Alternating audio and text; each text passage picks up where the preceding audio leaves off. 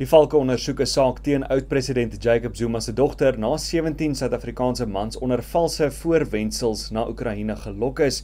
En Suid-Afrika se tweede mejuffrou Suid-Afrika, Norma Foster, sterf op 'n hoë ouderdom na 'n roemryke loopbaan.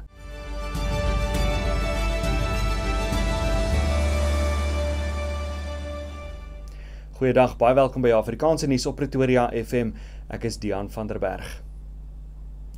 Die Suid-Afrikaanse Polisiediens het bevestig dat die valke 'n saak teen oud-president Jacob Zuma se dogter, Duduzile Zuma Sambudla, ondersoek, na beweringe dat sy betrokke was by die werwing van 17 Suid-Afrikaanse mans wat tans in die oorlog tussen Rusland en Oekraïne vasgekeer is.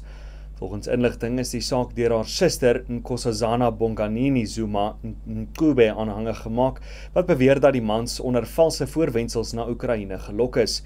Die nasionale polisie woordvoerder, Brigadier Atlenda Mati, het vandag gesê die beweringe is ernstig, aangesien dit verband hou met die oortreding van die wet op die voorkoming en bestryding van mensenhandel en die wet op die regulasies vir buitelandse militêre bystand.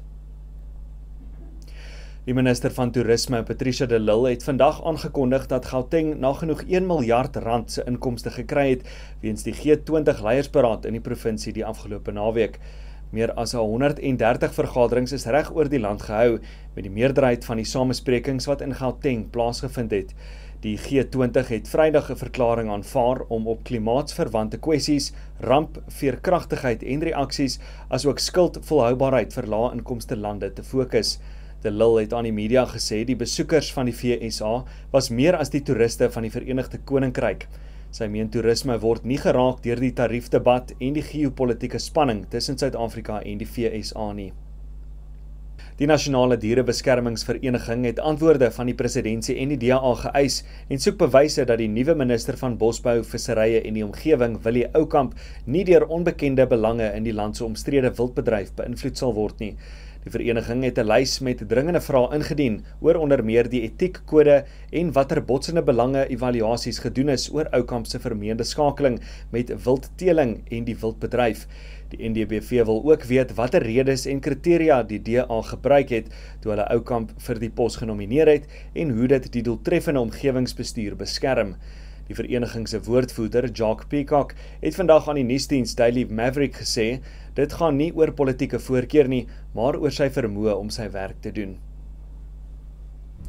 Suid-Afrika se tweede mejuffrou Suid-Afrika, Norma Foster, is die afgelope naweek in die ouderdom van 90 jaar oorlede.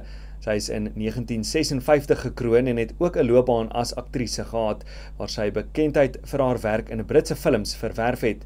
Foster het reeds op 'n jong ouderdom uitgeblink as sangeres en danseres en haar talent het haar talle toekennings besorg. Sy is ook die eerste vrou wat Suid-Afrika tydens die Mejuffrou Wêreldkompetisie in Londen verteenwoordig het. Foster het in 1967 na die VSA verhuis, waar sy by die Skermakteurs Gilde aangesluit het en 'n assistent-professor in die teaterkunstdepartement van die Universiteit van Californië in Los Angeles geword het. Die gewilde TV-reeks Wildlife in Crisis, wat deur haar vervaardig en aangebied is, was die eerste wildlewe dokumentêre reeks wat op Suid-Afrikaanse bodem uitgesaai is. Dit bring ons aan die einde van vandag se Afrikaanse nuus op Pretoria FM op die 24ste November 2025. Totsiens.